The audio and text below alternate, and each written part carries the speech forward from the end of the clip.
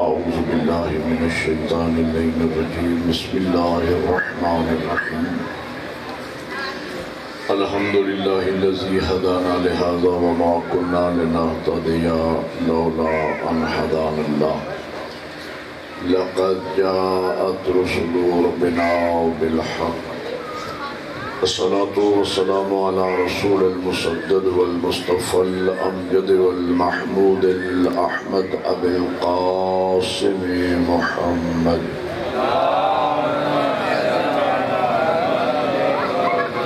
وآله الطيبين الطاهرين المعصومين أما بعد فقد قال الله تبارك وتعالى في كتابه الأعلى بسم الله الرحمن الرحيم يا أيها الذين آمنوا قوا أنفسكم وأهليكم نارا وقودها الناس والحجارة فقال رسول الله صلى الله عليه وآله وسلم أدبوا أولادكم فإنكم مسؤولون عنهم بلند الصلوات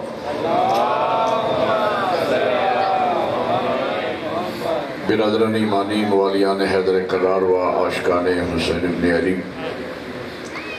ماہ مبارک رمضان ہے، اللہ کی رحمتوں اور برکتوں والا مہینہ ہے۔ یہ وہ مہینہ ہے کہ جس کی ہر صبح اللہ کی طرف سے ایک فرشتہ آسمانوں میں ندا دیتا ہے کہ حل میں مستغفر ہے کوئی گناہوں کی معافی مانگنے والا، حل من تائب ہے کوئی توبہ طلب کرنے والا۔ اس پورے مہینے میں اللہ گناہگار مومن کی توبہ کا انتظار کرتا ہے۔ اس مہینے میں ہماری معافی مانگنے میں دیر ہو سکتی ہے، کریم کے بخشنے میں دیر ہو۔ مخبر صادق ارشاد فرماتے ہیں کہ یہ مہینہ وہ ہے رمضان کا کہ جس مہینے میں مومن اللہ کا مہمان۔ اب توجہ فرما لیں، میں نے بات اتنی بڑی کی ہے، اس پر تو بہت بڑا رسپانس بھی آنا چاہیے تھا اور 4 5 7 نعرے بھی اکٹھے لگنے چاہیے تھے، لیکن آپ نے توجہ ہی نہیں فرمائی۔ میں پھر کہہ رہا ہوں، مخبر صادق اللہ کے محبوب نبی ارشاد فرما رہے ہیں، اے مومن پورا مہینہ تو مہمان ہے، اللہ خود تیرا میزبان ہے۔ اب آپ نے توجہ فرمائی ہے تو آپ سوچ کے بولے ہیں۔ جو لوگ متوجہ نہیں ہوئے تو شاید وہ سوچ رہے ہوں گے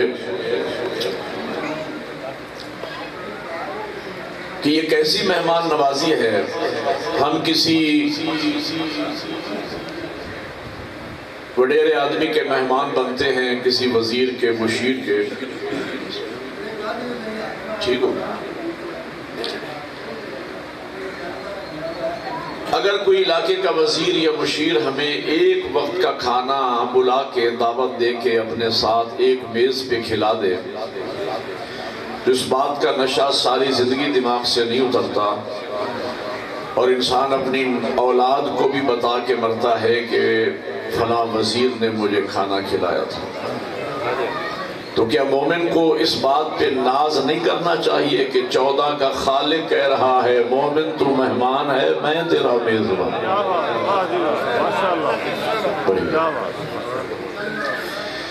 جو لوگ داد نہیں دے رہے تھے نا، تو میں سوچ رہا تھا کہ شاید وہ یہ سوچ رہے ہوں گے مولانا ہم کسی بڑے آدمی کے مہمان بنتے ہیں تو وہ بڑا آدمی ہمیں کھانا کھلاتا ہے، روسٹ، بریانی، انواع و اقسام کی سویٹ ڈشز، مشروب اور چائے سے تواضع کرتا ہے، اور ہم کہہ رہے ہیں کہ حضور فرماتے ہیں کہ مومن اللہ کا مہمان ہے اور خدا میزبان ہے۔ تو یہ کیسی مہمان نوازی ہے؟ توجہ فرمائیں گے آپ، یہ کیسی مہمان نوازی ہے کہ صبح سے لے کر شام تک 15 گھنٹے مسلسل نہ کھانا ہے نہ پینا ہے، اور اللہ میزبانی کر رہا ہے. یہ کیسی میزبانی ہے, یہ کیسی مہمان نوازی ہے. جو سمجھے گا وہ بولے گا میرے ساتھ. کریم فرماتے ہیں میرے بندے تو کسی وزیر اور مشیر کا مہمان بنتا ہے, اس کی صفت ہے کھانا پینا, وہ تو اس سے محبت کا اظہار کھلا پلا کے کرتا ہے. میری شان یہ ہے نہ میں کھاتا ہوں نہ پیتا ہوں. میری حیدری میری شان یہ ہے نہ میں کھاتا ہوں نہ پیتا ہوں. میری خاطر تو بھی تھوڑی دیر چند گھنٹے نہ کھا نہ پی, پھر میری مہمان نوازی دیکھ. تو روزہ رکھ کے سو جا, میں تیری ایک ایک سانس کو تسبیح زہرا کے برابر مل کے بولو حیدری, تسبیح زہرا کے برابر. یہ مہمان نوازی ہے خدا کی. مومن عزادار مومن کا روزے کی حالت میں ایک سانس لینا تسبیح سیدہ کے برابر. روزے کی حالت میں ہوں میں, اور روزے کی حالت میں معصوم کسی معصوم کے بارے میں کوئی غلط بات منسوخ کرنے سے روزہ باطل ہو جاتا ہے. میں پوری طالب علمانہ ذمہ داری سے بات کر رہا ہوں. آپ کے اور میرے 5ویں امام محمد باقر علیہ السلام سے کسی نے عرض کیا فرزند رسول یہ تسبیح سیدہ کا مقام کتنا بلند ہے. توجہ رکھیے گا جملے پر. تسبیح سیدہ کا مقام میرے امام فرماتے ہیں 34 مرتبہ اللہ اکبر, 33 مرتبہ الحمدللہ, 33 مرتبہ سبحان اللہ. ایک مرتبہ میری جدہ سیدہ کی تسبیح پڑھنا 7 سال کی مقبول عبادت کے برابر. آپ نے غور نہیں فرمایا, 7 سال کی مقبول عبادت کے برابر ہے ایک مرتبہ تسبیح پڑھنا. اور پیغمبر فرماتے ہیں روزے کی حالت میں مومن کا ایک سانس لینا تسبیح زہرا کے برابر.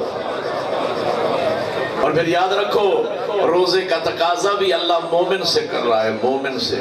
آیت پڑھو روزے کی, ارشاد ہوتا ہے یا ایھا الذین آمنوا کتب علیکم الصیام, اے ایمان والو روزے تم پہ فرض کیے گئے ہیں.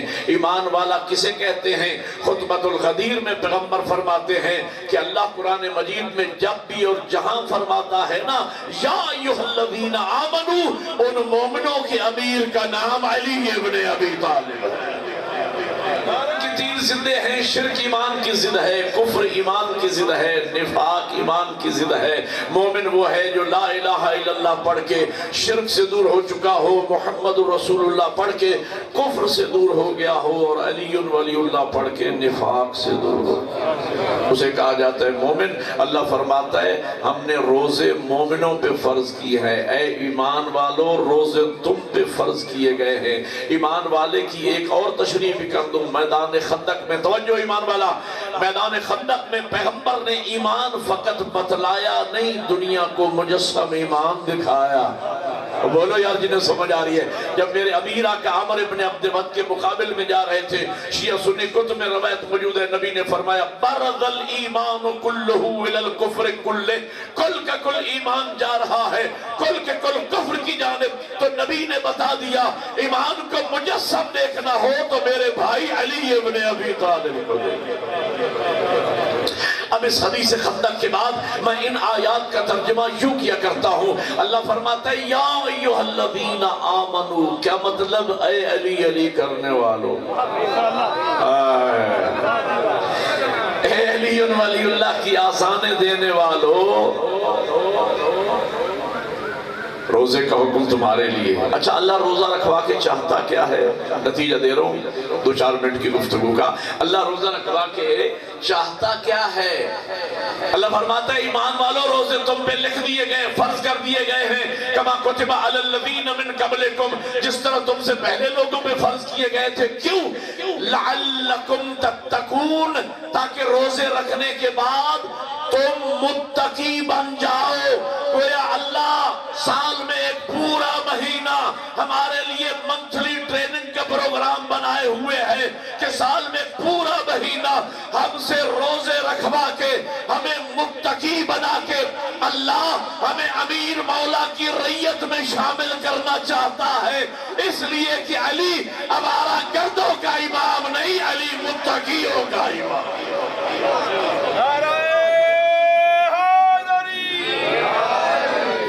علی متقیوں کا امام ہے.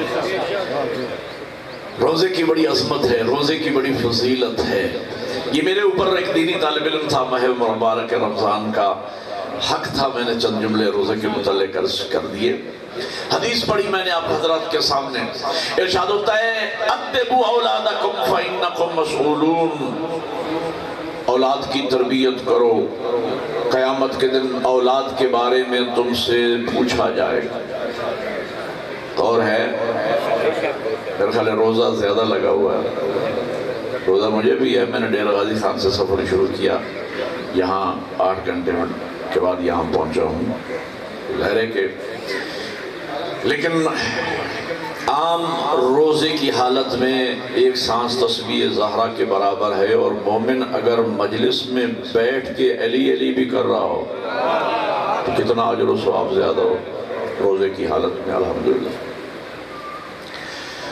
اولاد کی تربیت کرو، اولاد کے بارے میں پوچھا جائے گا، اور قرآن مجید نے تائید 80 میں ارشاد فرمایا یا ایھا الذین آمنوا قوا انفسکم واہلیکم نارا، یہاں بھی صاحبان ایمان سے خطاب ہے، اے ایمان والو اپنے آپ کو اور اپنے گھر والوں کو جہنم کی آگ سے بچاؤ، وقودھا الناس والحجارہ، جس جہنم کا ایندھن انسان اور پتھر ہوں گے۔ ایک جملہ ذرا مشکل ہے، میرے قبلہ اولاد پیدا کرنا واجب نہیں، ان کی تربیت کرنا واجب۔ اجازت ہو تو میں حضور کی ایک حدیث سنا دوں آپ کو، پیغمبر کی حدیث۔ مخبر صادق ارشاد فرماتے ہیں قیامت کا دن ہوگا، ایک مومن کے دائیں ہاتھ میں نامہ اعمال دیا جائے گا، دفتر اعمال کو کھولے گا، چہرہ کھل اٹھے گا، سینہ تن جائے گا، کیا دیکھے گا کہ سر بفلک پہاڑوں کے برابر اور تہ بتہ بادلوں کی طرح دفتر اعمال اعمال خیر سے پر۔ خوش ہو کے بارگاہ توحید میں عرض کرے گا پروردگار اتنے اعمال خیر میرے نامہ اعمال میں، مالک ان میں سے اکثر اعمال وہ ہیں جن کے بارے میں نے دنیا میں کبھی سوچا ہی نہیں تھا، تو یہ میرے نامہ اعمال میں کہاں سے آ گئے؟ آواز قدرت آئے گی میرے بندے یہ ساری تیری نیکیاں نہیں، یہ وہ تیری نیک اولاد، تربیت یافتہ اولاد جن کو تو نمازی بنا کے آیا تھا، جن کو تو روزہ دار بنا کے آیا تھا، جنہیں تو حلال و حرام سمجھا کے آیا تھا، پاک کردار قرآن و تعلیمات اہل بیت کی روشنی میں جس اولاد کی تو تربیت کر کے آیا تھا، نیکیاں انہوں نے بجا لائی ہیں، کیونکہ تربیت تو نے کی ہے، لہذا ان کے نیک اعمال ان کے دفتر اعمال میں بھی لکھے جائیں گے، لیکن تیرے دفتر اعمال میں لکھے گئے ہیں، انہیں بھی اجر ملے گا، اصل اجر تجھے ملے گا، نہ تو تربیت کرتا نہ وہ اعمال خیر بجا لاتے۔ تصویر کا دوسرا رخ نبی نے پیش کیا، حضور فرماتے ہیں کہ ایک شخص کے بائیں ہاتھ میں نامہ اعمال دیا جائے گا، دفتر اعمال کو کھولے گا تو ایک مرتبہ پسینہ چھوٹ پڑیں گے، گویا پاؤں سے زمین نکل جائے گی، حیران و پریشان دیکھتا رہے گا، اتنے گناہوں نے صغیرہ و کبیرہ، دفتر اعمال گناہوں سے پر، آواز دے گا پروردگار یہ گناہ ان میں سے اکثر وہ ہیں جن کے لیے میں نے زندگی میں تصور نہیں کیا تھا، تو یہ میرے نامہ اعمال میں کہاں سے آ گئے؟ آواز قدرت آئے گی یہ سارے تیرے اعمال بد نہیں، یہ تیری اس بد کردار اولاد کے کرتوت ہیں جنہیں تو نے پیدا کر کے جانوروں کی طرح چھوڑ دیا تھا، ان کی تربیت نہیں کی تھی۔ ناراض تو نہیں ہو رہے؟ میں تو آپ کے کام کی باتیں آپ کو سنا رہا ہوں، آپ کو متوجہ کر رہا ہوں۔ مجلس حسین کا مقصد بھی تو یہی ہے نا، کربلا والوں نے کربلا میں دین بچایا، بی بی نے مجلس کی بنیاد رکھی اس لیے کہ جو دین میرے بھائی نے بچایا ہے وہ بھائی کے ماننے والوں تک پہنچے بھی صحیح۔ اس مجلس کا ایک ہی مقصد ہے کہ دین پہنچے۔ مگر بھائی میں ڈیرہ غازی خان میں میری 5 مجالس تھی، وہاں میں نے یہ جملہ کہا کہ دین بنانا اللہ کا کام ہے، توجہ ہے میری طرف پھر مولا کے مداح خانہ، دین بنانا اللہ کا کام ہے، دین پہنچانا بسم اللہ جی دین پہنچانا رسول اللہ کا کام ہے، دین کی حفاظت کرنا 12 ائمہ برحق کا کام ہے۔ ہم ہم دین بنانے والے کا کلمہ پڑھیں، دین بنانے والے کو مانیں، دین پہنچانے والے کے نام پہ جان قربان کریں عشق مصطفیٰ میں، اور 12 ائمہ جنہوں نے دین بچایا ان کے لیے اپنی جان مال عزت ناموس قربان کرنے کے لیے تیار رہیں، اور اس دین پہ خود عمل نہ کریں جو اللہ نے بنایا، نبی نے پہنچایا اور ائمہ نے بچایا، تو اس محبت کا کیا فائدہ ہے؟ اور یاد رکھنا دین بھی جس طرح ڈاکٹری اور انجینئرنگ بغیر پڑھے نہیں آتی، بغیر سیکھے نہیں آتی، تو دین بھی بغیر سیکھے نہیں آتا۔ مسلمان مومن کے گھر پیدا ہونے سے بندہ مومن تو کہلا سکتا ہے، لیکن دین شناس تب بنے گا جب دین سیکھے گا، اور ہے یا نہیں؟ وہ بھائی دین سیکھنے سے آتا ہے، دین پڑھنے سے آتا ہے۔ جب دین پڑھو گے تو دین پر عمل کرو گے، حلال و حرام کا پتہ ہوگا تو حلال حرام کے مطابق عمل کرو گے، حقوق اللہ اور حقوق العباد کا پتہ ہوگا تو اس کے مطابق عمل کرو گے۔ حلال حرام سمجھو گے تو پتہ چلے گا حرام کیا ہے حلال کیا ہے۔ شیرازی صاحب قبلہ بڑے خوبصورت انداز میں رزق حلال کے بارے میں بتا رہے تھے اور بڑی خوبصورت بات کہی، اور میں نے بھی یہ روایت پڑھی ہے کہ آخری خطبہ جو دیا میرے مولا حسین نے میدان کربلا میں، اور اپنی شان بیان کی اور نام لے لے کے کہا فوج اشقیاء میں سے کہ ارے فلاں ارے فلاں ارے فلاں، کیا تم نہیں جانتے کہ میں نواس رسول ہوں؟ کیا تم نہیں جانتے کہ میں فرزند علی و بطول ہوں؟ کیا تم نے میرے نانا کی یہ احادیث اپنے کانوں سے نہیں سنی ہے؟ اب بھی اگر میرا حق پہچان لو تو میں تمہیں علی اکبر کا خون بھی معاف کرنے کو تیار ہوں۔ آؤ میں تمہیں نانا کا دین سکھاؤں، آؤ میں تمہیں نانا کی شریعت سکھاؤں، آؤ میں تمہیں حلال و حرام سکھاؤں، آؤ میں تمہیں قرآن کی تعلیم دوں۔ لیکن کوئی جواب نہیں آیا۔ امام فرماتے کتنے دکھ کی بات ہے، فرزند رسول نمائندہ خدا اور نمائندہ مشیت زمانے کا اولی الامر تم سے مخاطب ہے اور تمہارے دلوں پہ کوئی اثر ہی نہیں ہو رہا۔ اور وہی جملہ جو شیرازی صاحب نے کہا ایک اور موقع پہ جو امام نے فرمایا، یہاں بھی امام نے یہی فرمایا، ہاں میرے کلام کا تمہارے دلوں پہ اثر ہوگا ہی نہیں، اس لیے کہ حرام کھا کھا کے تم نے اپنے دلوں کو اس قدر سیاہ کر لیا ہے کہ اب کلام معصوم بھی تمہارے دلوں پہ اثر نہیں کرے۔ ایک روایت میں سنا دوں حلال حرام کے بارے میں۔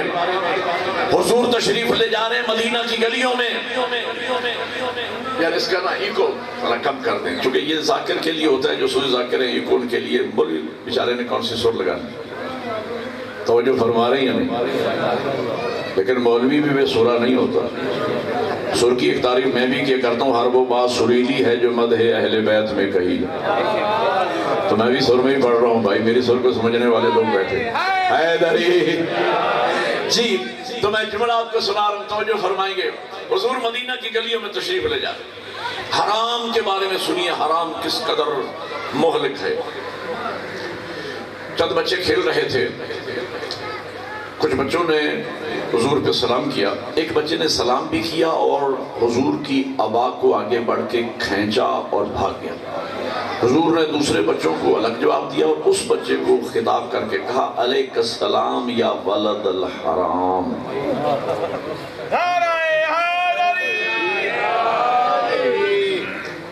تو اس دور کا مدینہ کوئی آج کا لاہور اور کراچی تو تھا نہیں۔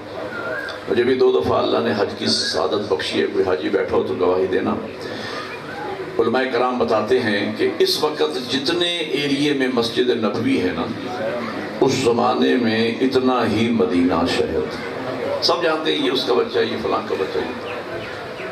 تو اس کے باپ کو جا کے کسی صحابی نے بتا دیا کہ تیرے بیٹے کو نبی نے فرمایا ہے کہ حرام زادہ۔ وہ سیدھا گھر آیا ڈنڈا ہاتھ میں، اور اس کی زوجہ بیٹھی تھی، نیک وقت جا کے اس کے سر میں مار دیا، اس کا سر پھوڑ دیا کہ حضور فرما رہے ہیں یہ بیٹا حرام زادہ ہے۔ وہ بیچاری لہولہان نبی کی بارگاہ میں پہنچی، یا رسول اللہ میں پاک دامنہ اور میرا شوہر مجھے مارا، آپ نے یہ فرمایا۔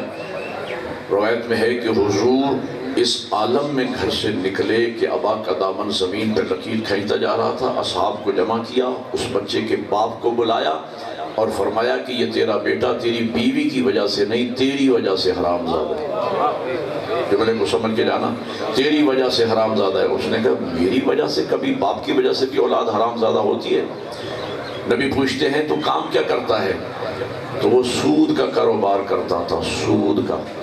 قرآن کہتا ہے سود کا کاروبار یہ اللہ اور اس کے رسول سے جنگ ہے۔ سود کا کاروبار کرنا، سود سے پیسہ کمانا، یہ اللہ اور اس کے رسول کے ساتھ جنگ کرنے کے مترادف ہے۔ سود کا کام کرتا تھا۔ نبی نے فرمایا جو تو حرام کما کے لاتا ہے، اس سے تو گندم خریدتا ہے، اسی سے آٹا بنتا ہے، اسی سے روٹی بنتی ہے، وہی تو کھاتا ہے، اس سے جو جوہر انسانی پیدا ہوتا ہے، جس سے اولاد پیدا ہوتی ہے۔ تو جب آپ پیسہ حرام کا لائیں گے اور گندم حرام کی خریدیں گے، آٹا حرام کا، روٹی حرام کی، تو حرام کھانے سے جو اولاد پیدا ہوگی وہ حلال زادی تو نہیں ہوگی۔ تربیت اولاد کے بارے میں بھی یاد رکھنا، رزق حلال کھلاؤ اپنی اولاد کو، سادہ کھانا کھلاؤ، حلال کھلاؤ۔ حلال کھلاؤ گے تو اولاد حسینی بنے گی، حرام کھلاؤ گے تو اولاد نافرمان بنے گی، اولاد دشمن اہل بیت بنے گی، اولاد کے دل پہ قرآن اور تعلیمات اہل بیت کا اثر نہیں ہوگا۔ ادبوا اولادکم فإنکم مسئولون، اولاد کی تربیت کرو، اولاد کے بارے میں قیامت کے دن تم سے سوال کیا جائے گا۔ اب یہاں سے میں جو جملہ کہنے چلا ہوں، اگر یہ بات مفہوم میں سمجھانے میں کامیاب ہو گیا تو یوں سمجھو کہ یہاں میں نے پورا اشرا پڑھ دیا۔ او بھائی کبھی دین سمجھنا، ایک جملے میں دین سمجھ آ جاتا ہے، ایک بات میں لوگ دین سمجھ لیتے ہیں۔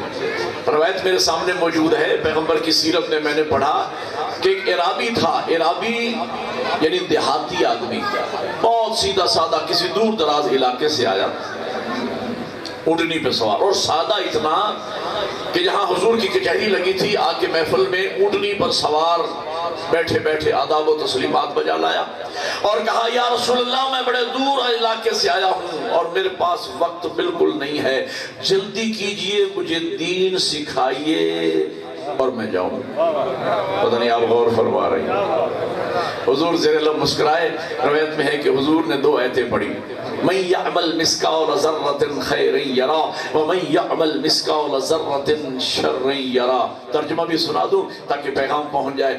قرآن مجید میں اللہ ارشاد فرماتا ہے من یعمل مثقال ذرۃ خیر یرا، جس نے ذرہ برابر نیکی کی۔ آپ زمین پہ مٹی پہ ہاتھ انگلی لگائیں تو سینکڑوں ذرات اپنی انگلی کے ساتھ لگ جائیں گے، ان میں سے ایک ذرہ قرآن کہتا ہے جو ایک ذرہ کے برابر دنیا میں نیکی بجا لائے گا، اس نیکی کو قبر میں اور قیامت کے دن بندہ اپنی آنکھوں سے دیکھے گا یہ میری فلاں نیکی ہے۔ وَمَن يَعْمَلْ مِثْقَالَ ذَرَّةٍ شَرًّا يَرَهُ، اور جس نے ذرہ برابر گناہ کیا اس گناہ کو بھی قبر میں اور قیامت کے دن اپنی آنکھوں سے دیکھے گا یہ میرا فلاں گناہ ہے۔ حضور نے 2 آیتیں پڑھی، اس نے کہا مولا خدا حافظ، اور وہ جا رہے۔ میرے جیسے لوگ بھی بیچ میں بیٹھے ہوں گے، زیر لب مسکرا کے کہنے کہ یا رسول اللہ دیکھو کیسا احمق آدمی بے وقوف دین سیکھنے آیا تھا۔ یا رسول اللہ اس طرح دین سیکھا جاتا ہے؟ یہ طریقہ ہے دین سیکھنے کا؟ بے وقوف کو عقل نہیں ہے دین سے۔ جب انہوں نے اعتراض کیا نا، نبی فرماتے خبردار زبان سنبھال کے بات کرو، آیا تھا تو جاہل تھا، عالم بن کے جا۔ ایک نعرہ مل کے عبادت کرو حیدری، عالم بن کے جا رہا ہے، دین سمجھ آ گیا اس کو۔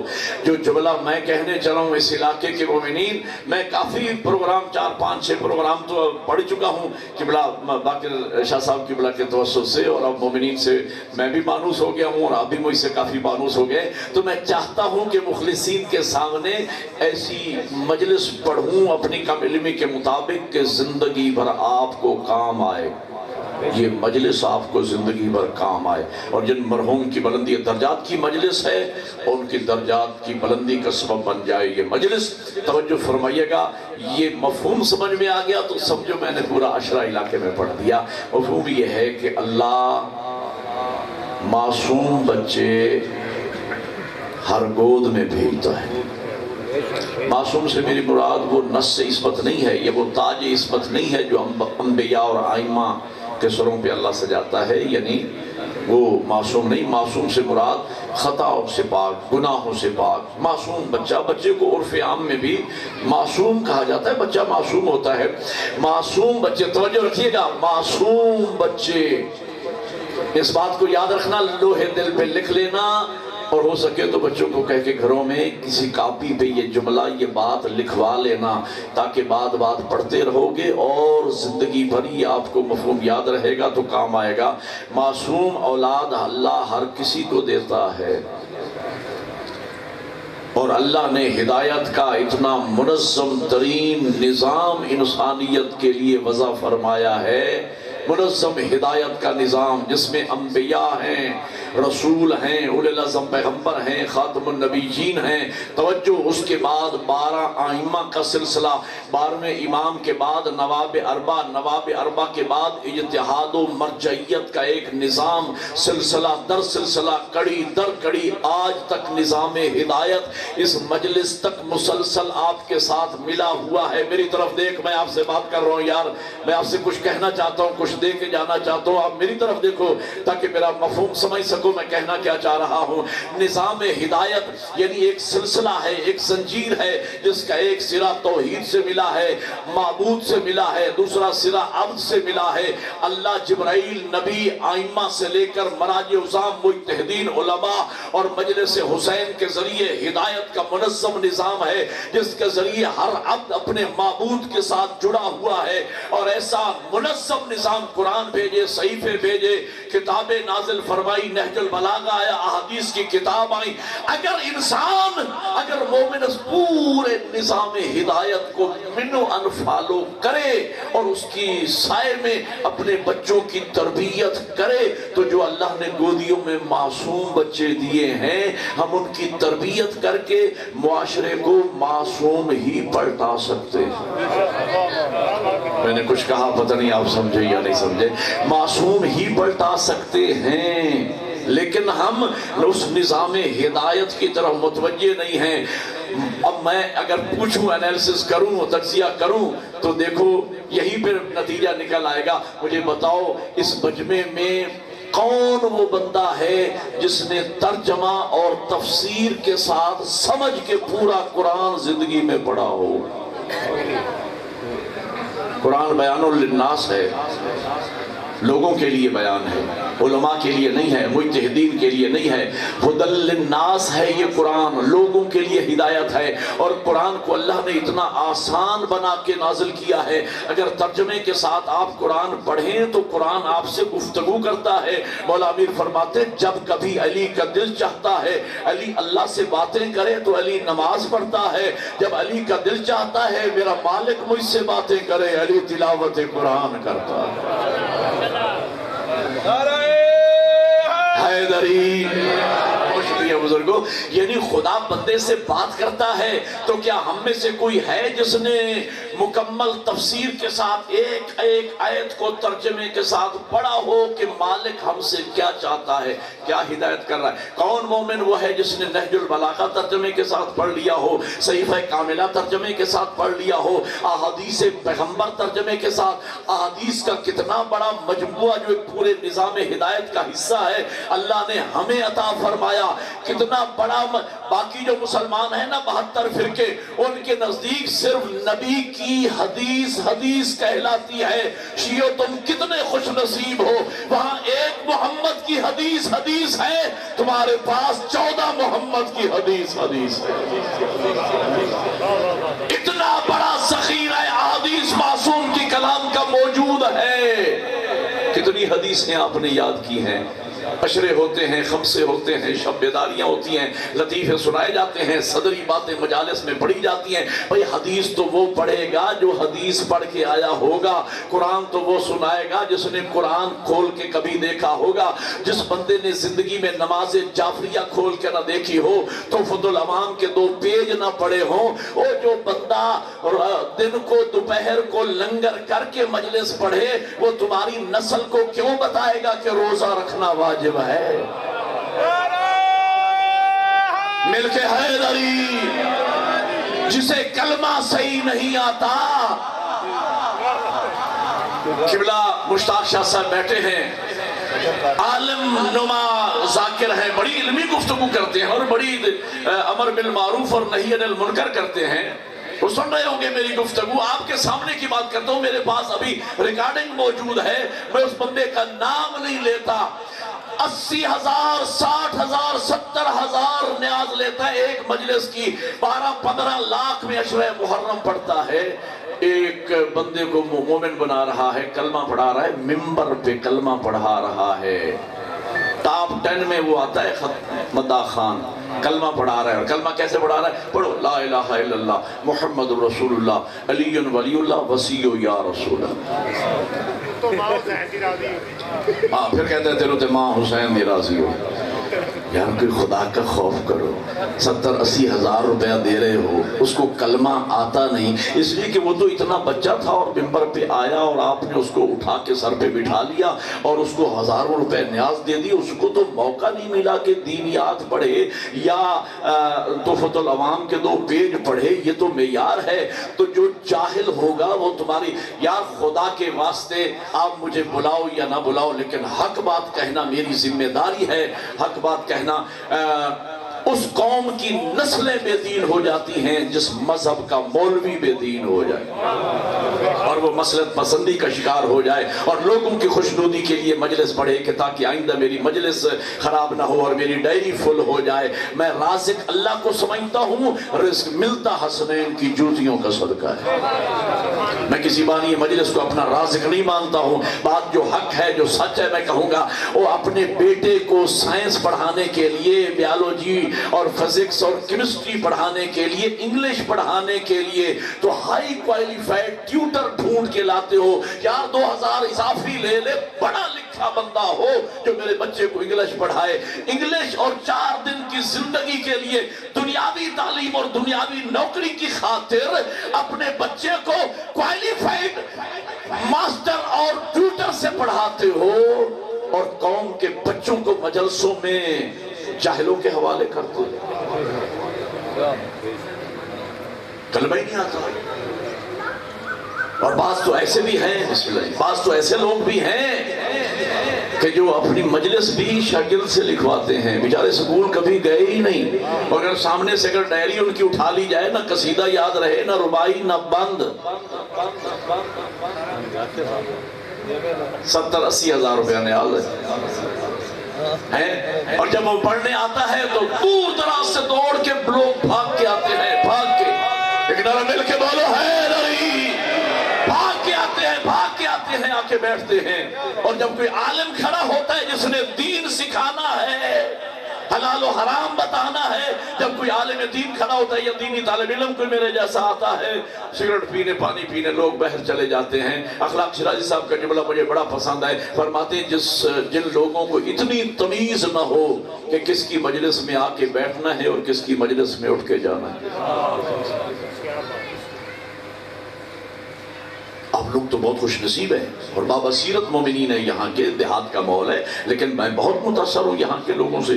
اور قبلہ سرپرستی فرماتے ہیں کہ یہاں نوجوان الحمدللہ متوجہ ہیں، جشن ہو یا مجلس ہو، آپ ذاکر بھی پڑھا لکھا بلاتے ہیں اور علماء کی اکثریت یہاں آتی ہے۔ آپ دیکھیں گے 5 7 10 سال کے بعد کہ ہر گھر سے جو بچہ نکلے گا وہ کم از کم آدھا عالم ہوگا، اس لیے کہ زندگی گزری ہوگی علماء کو سنتے ہوئے، اس کے عقائد بھی درست ہوں گے اور اس کے، آج تو ظلم یہ ہو رہا ہے۔ پچھلے دنوں، یہ ہفتہ 10 دن پہلے کی بات ہے، مظفر گڑھ میں مجلس پڑھ رہا تھا، علمدار قریشی وہاں کا MP ہے، 20-25 سال سے وہ جلسہ میں پڑھ رہا ہوں۔ اتفاق سے میرے بعد میں پڑھنے والا ذاکر تھا، وہ ذاکر وہ تھا جس نے یہ قصیدہ پڑھا کہ علی کی مرضی ہے، خدا لگے نہ لگے علی کی مرضی، خدا لگے نہ لگے علی کی مرضی۔ اور پہلے یہ بدبخت جاہل نصیری نام نہاد اپنے آپ کو شیعہ کہنے والے یہ کہتے تھے میاں علی اللہ، پہلے تھا علی اللہ، علی رب کا نعرہ، اب بات آگے بڑھ گئی ہے۔ جب علماء نے سمجھایا بھئی اگر علی رب ہے، علی اللہ ہے، تو پھر علی سجدہ کسے کرتا ہے؟ تو اب انہوں نے نیا، شیطان نے ان کی رہنمائی کی، نیا انہوں نے وسوسہ مومنوں کے دلوں، میاں خدا کی عبادت خدا کر رہا ہے، توجہ ہے یہ نہیں؟ میرے بعد اس نے پڑھنا تھا، میں نے جیسے ہی اس کو دیکھا میں نے ایک فرمان پڑھا تھا کہ وہ مومن ہی نہیں ہے جسے ناموس توحید کی خاطر جس کا چہرہ سرخ نہ ہو جائے۔ میرا خون کھول گیا اس مشرک کو دیکھ کر، پھر ساری مجلس میں نے اسی کے اوپر پڑھی۔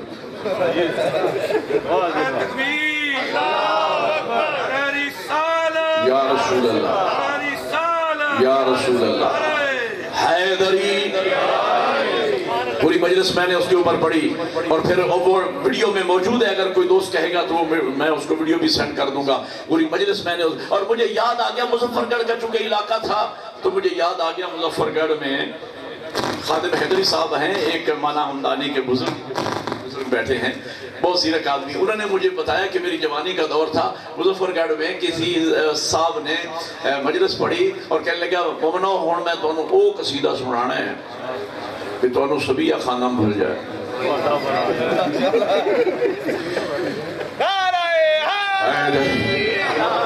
سبیہ خانہ مستور کی کوئی ہوگی گانے والی طائفہ عورت، اس کے گائے ہوئے گانے پہ اس نے قصیدہ پڑھا، بڑا لوگوں نے اٹھ کے نعرے لگائے۔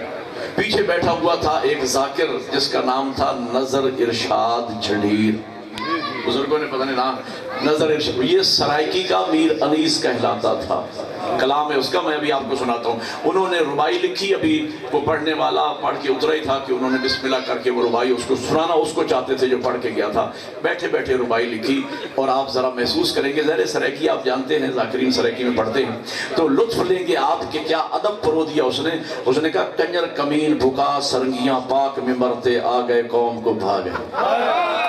پتہ نہیں آپ سمجھ رہے ہیں، میں نے یہ ربائی اس بدبخت کی موجودگی میں پڑھی جو ایک ایسے خاندان سے تعلق رکھتا تھا کہ ان کی عورتیں گانا گاتی تھی، اور ابھی اسی سلسلے کو آگے بڑھا رہا ہے اور مذہب اہل بیت میں خرافات ایجاد کر رہا ہے، نصیریت کو پھیلا رہا ہے۔ تو میں نے وہاں یہ ربائی پڑھی، کنجر کمین بھکا سرنگیاں پاک میں مرتے آ گئے قوم کو بھاگے، لائق ویر سبھی ہادے بھین تو قدم ودھا گئے بازی جا گئے۔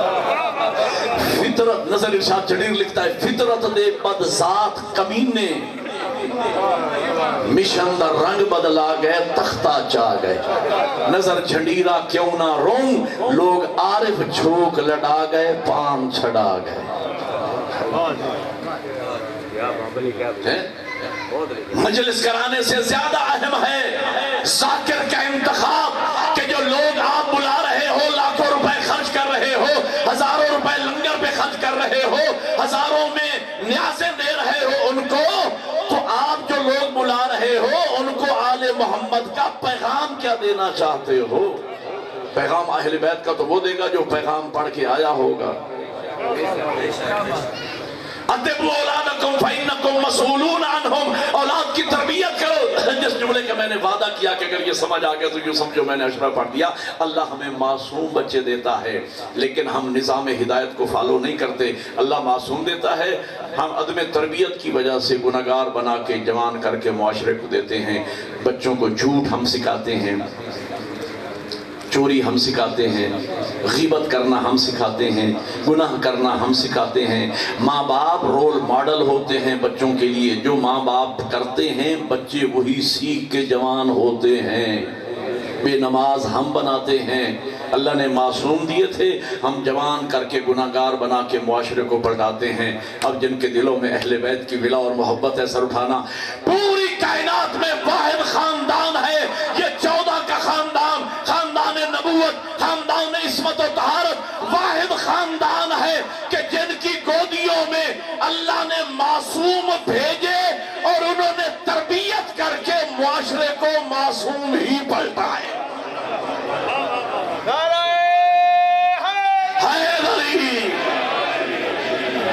اب میں مثالیں دینا شروع کروں، اس کے لیے مجھے پورے عشرے کی ضرورت ہے۔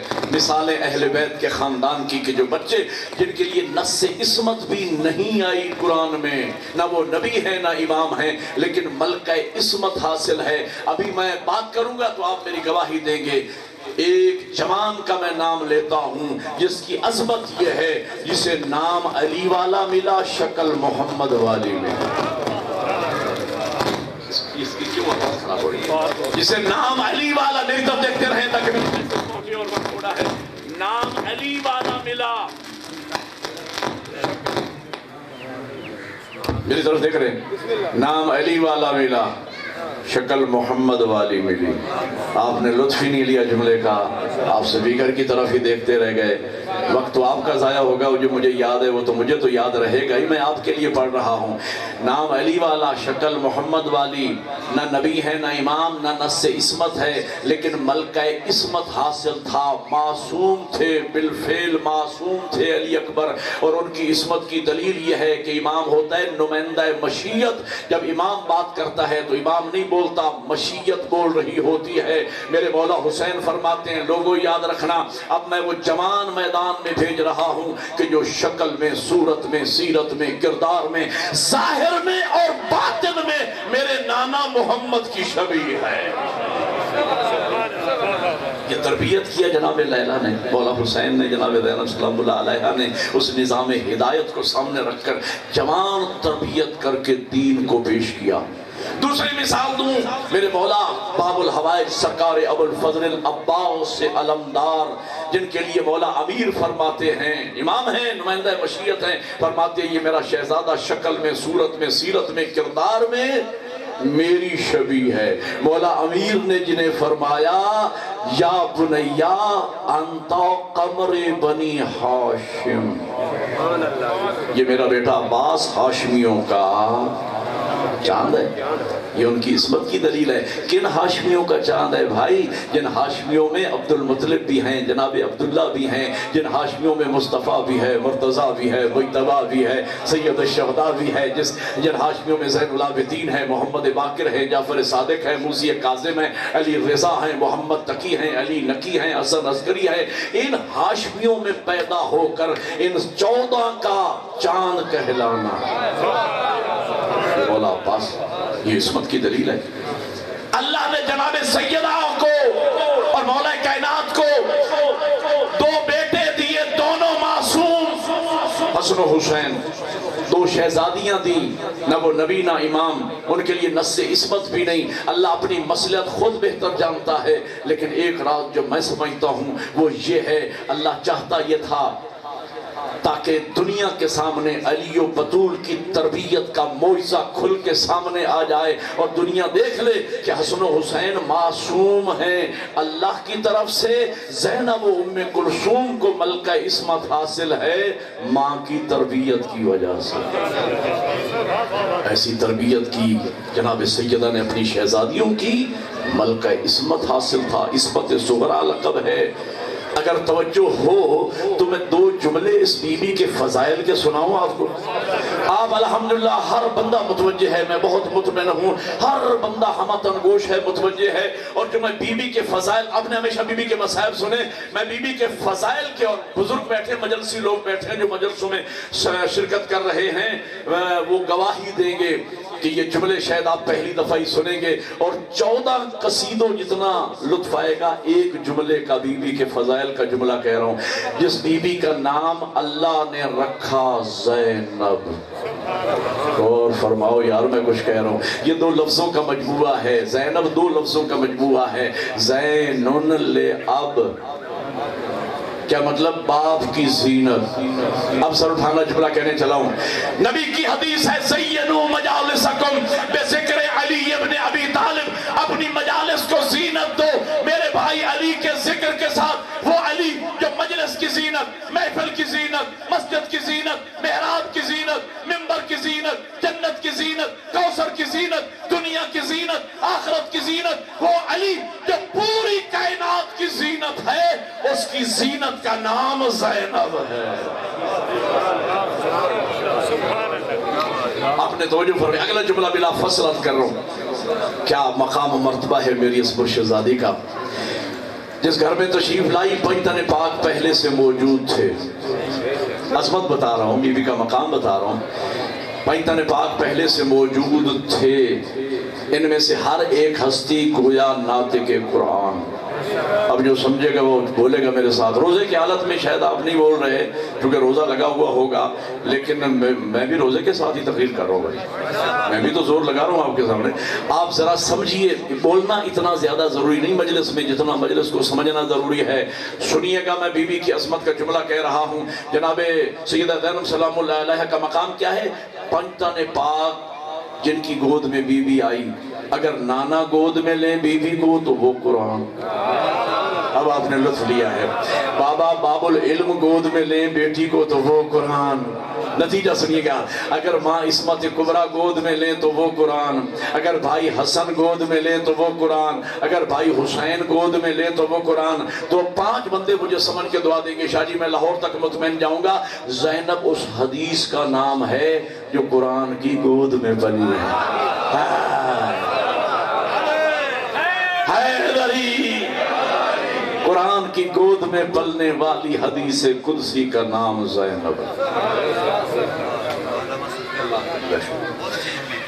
اگلا جملہ سنیے گا، اس سے وزنی جملہ کہنے چلا ہوں. توجہ، دل میں ٹھنڈک پیدا ہو، میرے لیے دعا کر دینا. اور وقت بھی تھوڑا بچ گیا ہے اور میں چاہتا ہوں میرا پیغام پہنچ جائے. اس بی بی کا مقام، قبلہ جی جب میں یہ لفظیں پڑھتا ہوں نا، اور جب بھی پڑھتا ہوں میرا دل کرتا ہے کاش مجھے مالک پر عطا کرے اور میں ہواؤں میں اڑ کر یہ جملے پڑھوں بی بی کی عظمت کے. آپ بھی اپنے اپنے ظرف کے مطابق محظوظ بھی ہوں گے اور دعا بھی کریں گے. مجھے اس بی بی کی شان یہ ہے، 5 معصوموں کی گود میں پلی، 2 معصوموں کو گود میں پالا. بولو یار جنہیں میری بات سمجھ آ رہی ہے. معصوم کل 14 ہیں، 7 معصوم سیدہ زینب سے پہلے گزرے، 7 معصوم سیدہ زینب کے بعد گزرے. ان 14 کے مرکز کا نام زینب ہے. بی بی کی ذات نے بلند تر صلوات. مقام سیدہ زینب کو سمجھ رہا ہے، مقام امیر کو سمجھو. اللہ نے بابا عطا فرمایا، لقب جن کا امیر المؤمنین. فضائل کا یہی جملہ اور یہی سے مصائب کی طرف چلے آؤں گا. باب عطا فرمایا اللہ نے جن کا لقب امیر المومنین. امیر المومنین یہ خطاب اللہ نے علی کے لیے نازل فرمایا.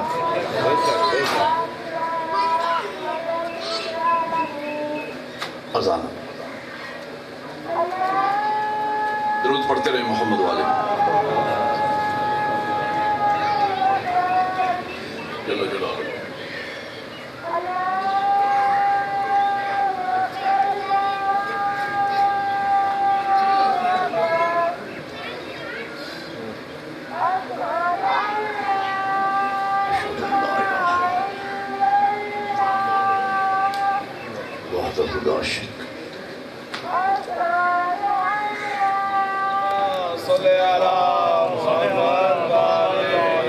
اللہ نے میرے مولا امیر کو امیر المومنین کا خطاب دیا. توجہ ہے تو میں جملات کروں آپ کے سامنے.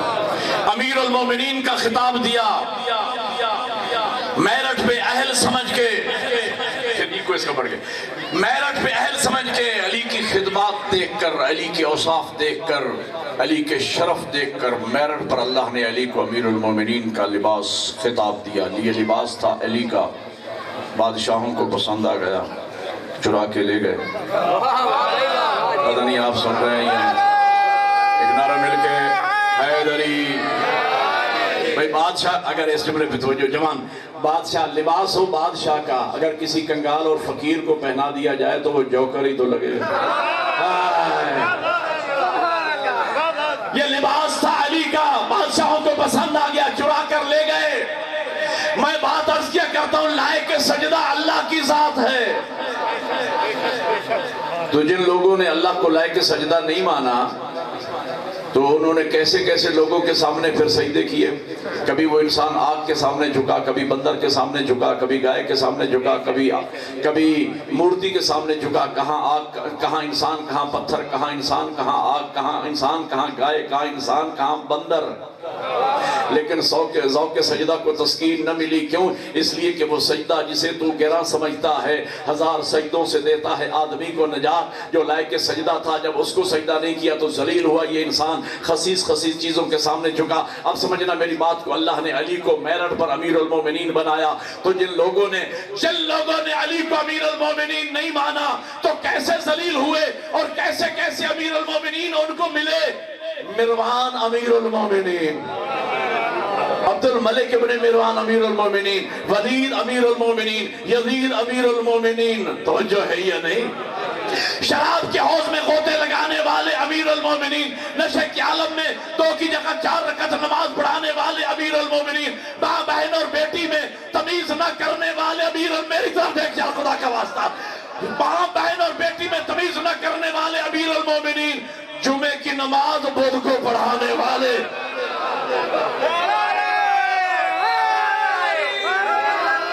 جمعے کی نماز بدھ کو پڑھانے والے امیر المومنین. تو میں سوچتا یہ ہوں اور جب امیر المومنین ایسے ہوں گے تو مومن ملا عمر جیسے عامل کے حیدری. آخری جملہ، جب ہم نے مولا امیر کو جنہیں اللہ نے امیر المومنین بنایا میرٹ پہ امیر المومنین مانا، کیا عزت افزائی ہوئی مومنوں کی. کون امیر المومنین؟ جو کعبہ میں آیا وہ امیر المومنین، جو لعب رسالت چوس کے پروان چلا وہ امیر المومنین، جسے آغوش پیغمبر ملا وہ امیر المومنین، جو بستر پیغمبر میں سویا وہ امیر المومنین، جو دوش پیغمبر کا سوار بنا وہ امیر المومنین، جو بدر کا فاتح وہ امیر المومنین، احد میں جس کے لیے آسمانی اسلحہ آیا وہ امیر المومنین، جو خندق کا کل ایمان بنا وہ امیر المومنین، جو خیبر میں فرار قرار پایا وہ امیر المومنین، جسے زہرا جیسی بیوی ملی وہ امیر المومنین، جسے حسنین جیسے لال ملے وہ امیر المومنین. تو میں سوچتا یہ ہوں جب امیر المومنین ایسا ہوگا تو مومن خمینی جیسا ہوگا.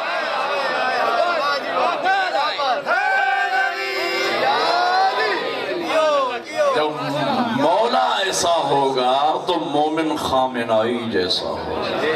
جب مولا ایسا ہوگا تو مومن سید حسن نصر اللہ جیسا امیر ہے. مومن بھی تو ویسا ہونا چاہیے. اور ہمارے لیے بھی لمحہ فکریہ ہے. اے شیعہ نے علی آزان میں کہتے ہو اشہد ان امیر المؤمنین و امام المتقین.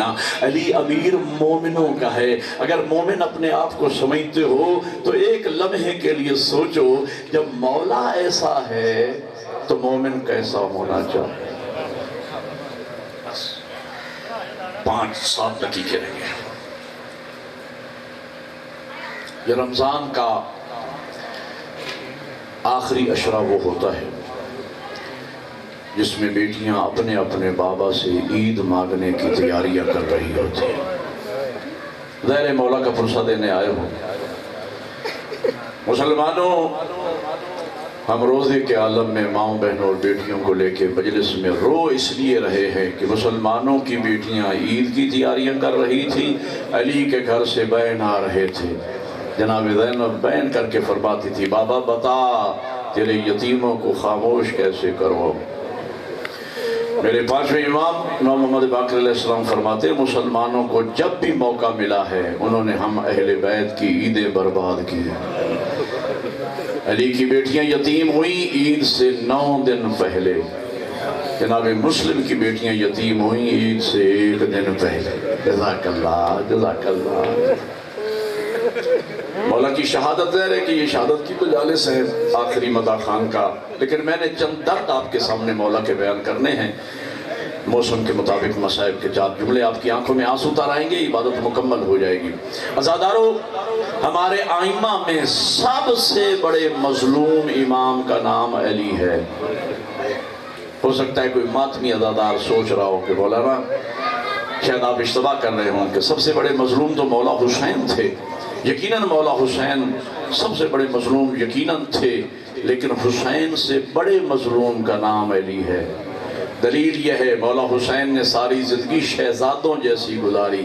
کبھی جنت سے لباس آ رہا ہے، کبھی جنت سے کھانا آ رہا ہے، کبھی جبرائیل جھولا جھولانے آ رہے ہیں. شہزادوں جیسی نانا ناکا بن رہے ہیں. سجدے کو طول دیا جا رہا ہے. ناز برداریاں توحید برداشت کر رہی ہے. ساری زندگی مولا حسین نے شہزادوں جیسی گزاری. میں قربان جاؤں مولا امیر ساری زندگی جن کی میدان جنگ میں لڑتے گزر گئی، ساری زندگی مزدوروں جیسی گزاری۔ اگلا جملہ صرف رونے کا نہیں ہے، ماتم کا جملہ ہے، سینے پہ ہاتھ مار لینا اگر دل چاہے۔ جملہ بڑا عظیم کہنے چلا ہوں، مصائب کی ایک پوری کتاب ہے۔ عزادارو، مولا حسین یقیناً مظلوم ہیں، لیکن خدا گواہ ہے میں روزے کی حالت میں علمین کے بیچ میں بیٹھ کے بات کر رہا ہوں، میرے مولا حسین مظلوم ہیں، لیکن مولا حسین کی زندگی میں ان کے کسی حرم کو کوئی تکلیف نہیں آئی۔ وفادار علی وہ مظلوم ہے، علی دیکھتا رہا بطول کو تماشا، علی دیکھتا رہا زہرا کا پہلو زخمی ہوتا رہا، علی دیکھتا رہا بطول کا دروازہ جلتا رہا۔ جزاک اللہ، یہی حق ہے، خدا آپ کی آنسو قبول فرمائے۔ عزادارو، علی بڑے مظلوم امام ہیں۔ میں اگر خلاصہ کروں نا مصائب کا، علی و بطول کے درد اگر میں ایک جملے میں بیان کروں نا مولانا، علی و بطول کے درد ایک جملے میں، تو وہ جملہ یہ بنتا ہے، زہرا کو علی کے درد کھا گئے، علی کو بطول کے درد ہے۔ مصائب تو پڑھ دیا میں نے آپ کو، زہرا کو علی کے درد کھا گئے، علی کو بطول کے درد کھا گئے۔ تو درد سنا دو جناب زہرا کے، جو تاریخ سن کے رونے کے عادی ہو نا، صحیح روایات سن کے جو رونے کے عادی ہو نا، میں ان کے لیے جملہ کرتا ہوں۔ تاریخ کا بہت بڑا مصائب کا ورق ہے جو میں سنا رہا ہوں۔ مولا امیر گھر میں تشریف لائے، چہرے کی پریشانی کو محسوس کیا جناب زہرا نے، بی بی کو پہلو کا زخم پھول گیا، آنکھوں میں آنسو آئے، بی بی رو کے فرماتی ہے، یا علی میں نے سنا ہے لوگ آپ پہ سلام نہیں کرتے۔ علی جیسے بہادر کی چیخ نکل گئی، زہرا اتنی بات ہوتی علی برداشت کر لیتا، ظلم یہ ہے میں سلام کرتا ہوں لوگ میرے سلام کا جواب نہیں دیتے۔ اگلا درس سناؤں، میں نے ایک سید عالم دین بزرگوار کو ایام فاطمیہ میں ان جملوں پہ ممبر پہ تڑپتے دیکھا اور روتے دیکھا، اور وہ آگے مجلس نہ پڑھ سکے، مسلسل 15 منٹ گریہ کرتے رہے یہ جملہ کہنے کے بعد کہ جناب زہرا کے دل میں بڑا درد تھا علی کا، اور وہ درد یہ تھا، قبلہ نے درد بیان کیا، اللہ کرے میں عزاداروں کو سمجھا سکوں۔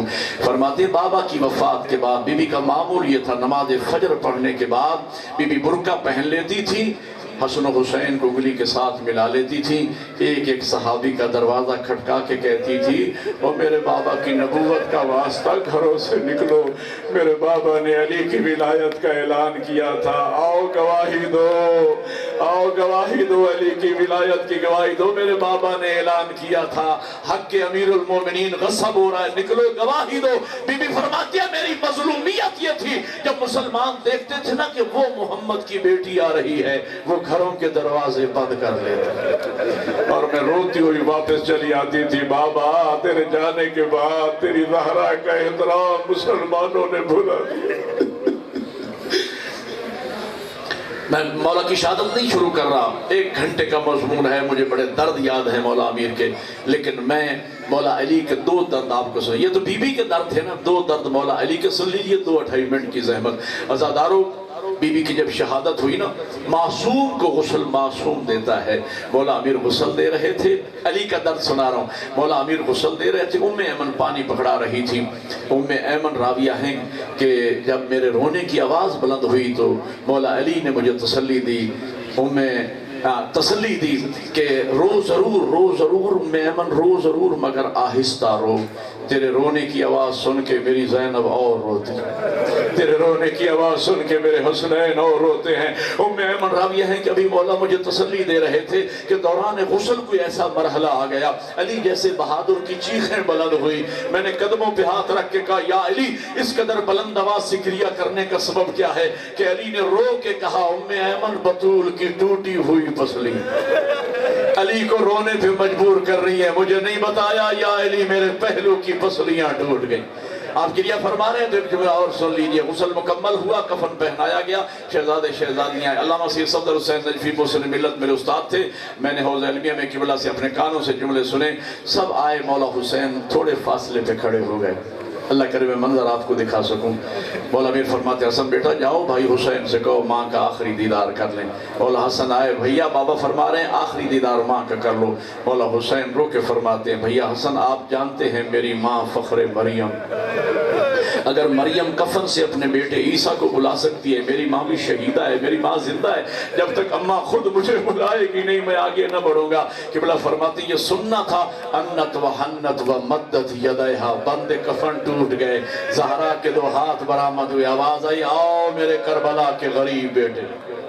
اگلا جملہ ماتم کا ہے عزادارو، سن 50 ہو ختم کی مجلس میں نے مکمل کر دیا، لیکن ایک جملہ کہتا ہوں۔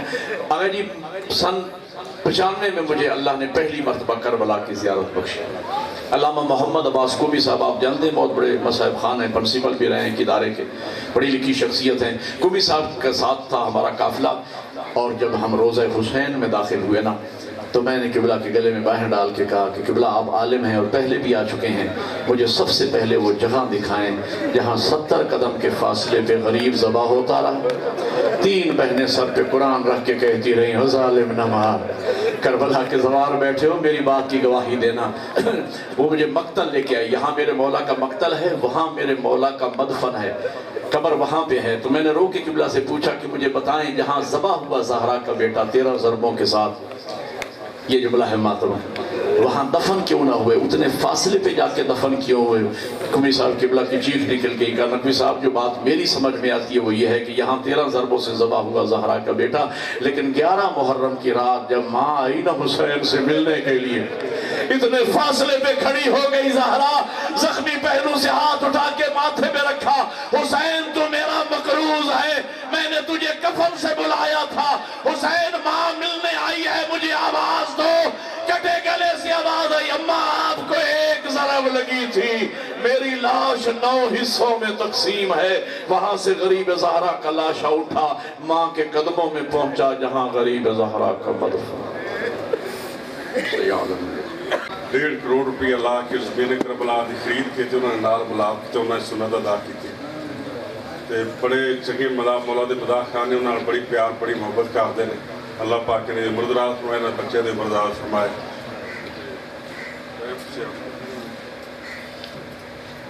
نعرہ تکبیر، نعرہ تکبیر، نعرہ رسالت، نعرہ رسالت، نعرہ حیدری، نعرہ حیدری، بلند آواز نام درود پاک۔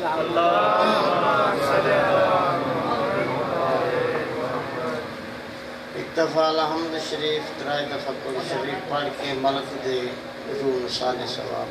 بسم اللہ الرحمن الرحیم، الحمدللہ رب العالمین الرحمن الرحیم مالک یوم الدین، ایاک نعبد و ایاک نستعین، اهدنا الصراط المستقیم صراط الذین انعمت علیہم غیر المغضوب علیہم ولا الضالین۔ بسم اللہ الرحمن الرحیم، قل هو اللہ احد اللہ الصمد لم یلد ولم یولد ولم یکن له کفوا احد کذالک اللہ رب۔ بسم اللہ الرحمن الرحیم، قل هو اللہ احد اللہ الصمد لم یلد ولم یولد ولم یکن له کفوا احد کذالک اللہ رب۔ بسم اللہ الرحمن الرحیم، قل هو اللہ احد اللہ الصمد لم یلد ولم یولد ولم یکن له کفوا احد۔ کریم اللہ ذکر پاک دا صدقہ، آل محمد دا صدقہ، ملک محمد اکرم دی قبر نور نال منور۔ اس خاندان دے جتنے روح دنیا فانی تو جا چکے، نال محمد دا صدقہ مولا انہاں دی صغیر کبیرہ گناہ معاف فرما۔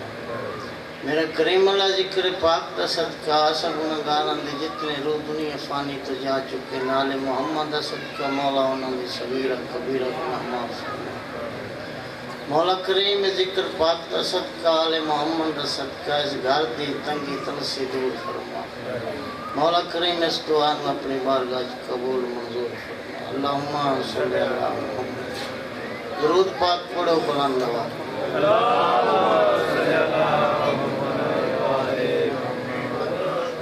نہ مسجد نہ کہیں ولیو پیمبر دی جھوکتے، نہ مسجد نہ کہیں ولیو پیمبر دی جھوکتے، نہ ممبر نہ کعبے دے جڑے ہوئے سنجوکتے، قاری کربلا دا ہے ماجور فیصلہ، قرآن صحیح پڑھیندہ ہے نیزے دی نوکتے۔ غاری کربلا دا ہے ماجور فیصلہ قرآن سے ہی پڑھیندا ہے نیزے دی نوکتے درود پاک بلند آواز اعوذ باللہ من الشیطان الرجیم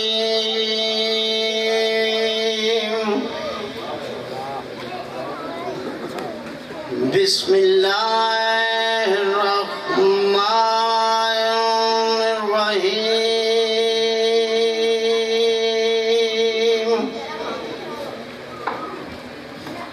یاسین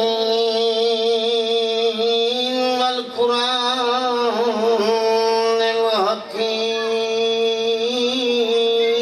الحکیم إنك لمن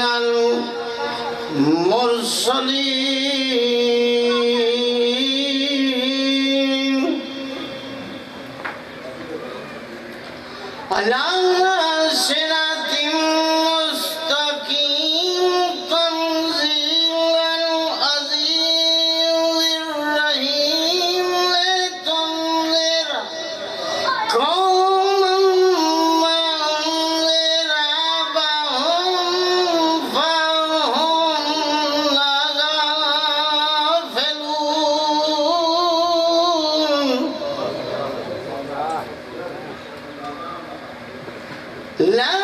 لقد حق القول على أكثرهم فهم لا يؤمنون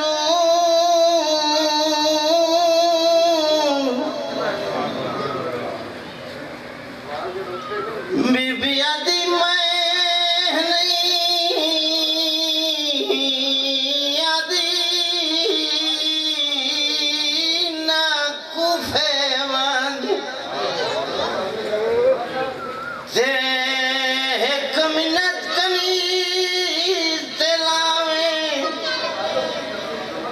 میں بی آدھی میرے پتراں دا سن چھوٹا ہے ولے جلدی دیر نہ لاؤ سینا دی میرا چھوٹا پتر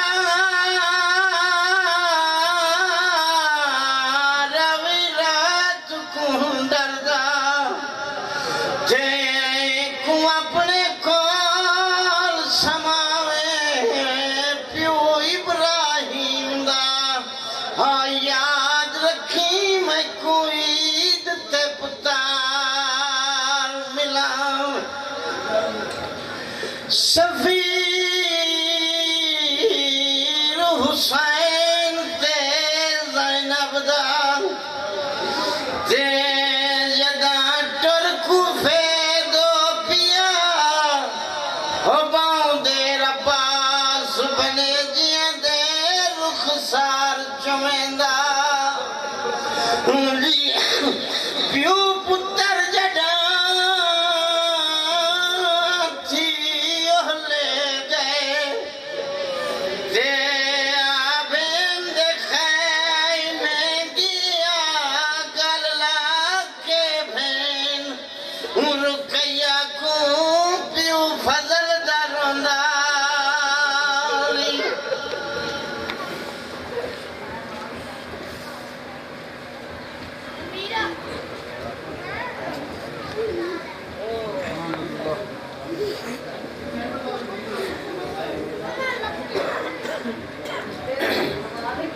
ہم تھوڑے سامنے سید مشتاق حسین شاہ آپ بصیر پور تشریف لے آنے تے ایتھوں دے اس مجلس دے بانی بھی نے اور چیئرمین دے بہترین دوست بھی سان انہوں نے وہ اس گلوں سید کاردے سید نے یہ اس گلوں انہوں نے بڑی بہت زیادہ کاردے سی کہ ساڑھنے والے پیار کاردے نے کہ اللہ پاک انہوں نے ہو رہے اس تو زیادہ جزا عطا فرمائے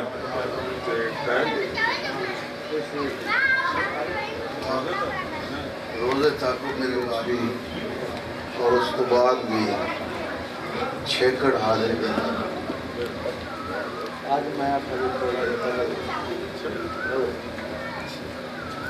اگے کے نہیں آندے ہو سن